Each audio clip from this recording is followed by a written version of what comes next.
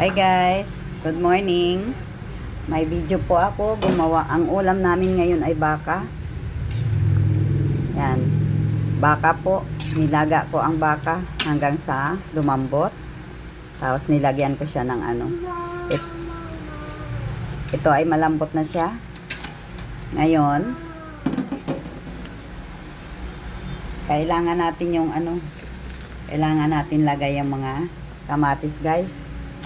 Kamatis at saka sibuyas, siling green, lagay natin para siya maglasa, no? Kamatis, sibuyas, yan, ilalagay muna natin yan bago natin ilalagay yung gulay, ano, para maluto siya.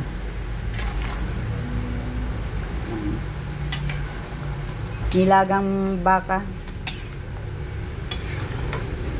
Yan. May sakit yung anak ko kaya kailangan namin siya makahigop ng sabaw. Kaya, ayan guys. Marami sang sabaw kasi nilaga po siya. Nilagang baka, no? Nilagyan ko ng mais. Ito po yung mga sahog niya. Ito, yan. Sitaw at saka patatas. At saka pichay. Ito ay yung sahog niyang ilalagay ko mamaya. Yan. Tapos ito, patatas at saka sitaw. Ang ilagay ko pag nagkulo na yan siya guys. Ayan, malapit na siyang magkulo. Yan. Kaya, yan siya, malapit na siya magkulo. No? Yan. Ayun na siya. Kumulo na siya guys. Kaya ilagay natin ang patatas at saka sitaw. Yan. Luto na lahat yan. Nalaga ko na yan. Malambot na siya. Ito, ilagay na natin. Yan. Ito po yung gulay niya. Patatas. Saka yan. Sitaw. Patatas. Yan.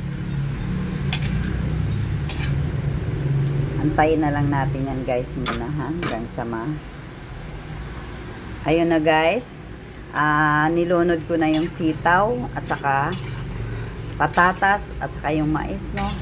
Ayan, napaluto na siya. Ngayon, ilulunod na rin natin yung pichay. Ang pichay po ay ito yung pichay. Yan. Lalagay na rin natin po yung pichay. Kasi luto na rin po yung ano eh. Yung baka.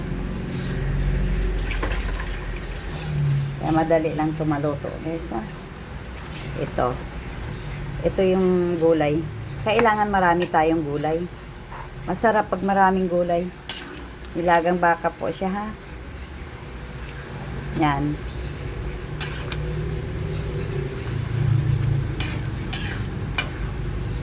Ayan po yung ano, nilagang baka. Masarap yan mamaya. Yung sabaw niya masarap.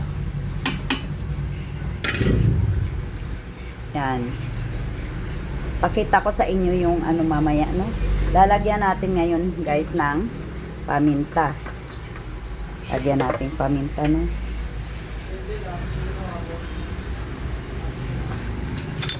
Lagyan natin ng paminta. Isang kutsarita. Yan. Pino. Pino yung lagay natin. Ano? Saka, lalagyan natin ng patis. Patis. Yan.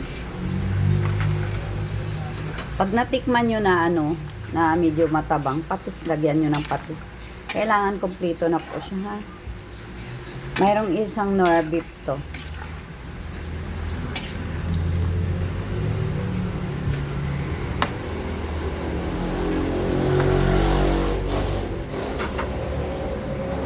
Habang ano muna, tatakpan natin, ano. Huwag na maglaro ng Ito na yung finished product ko. Guys, tingnan nyo po. Masarap. Maraming salamat po. Ito na yung finished product namin, guys, ha. Yun. Thank you all. Maraming salamat po. Bye.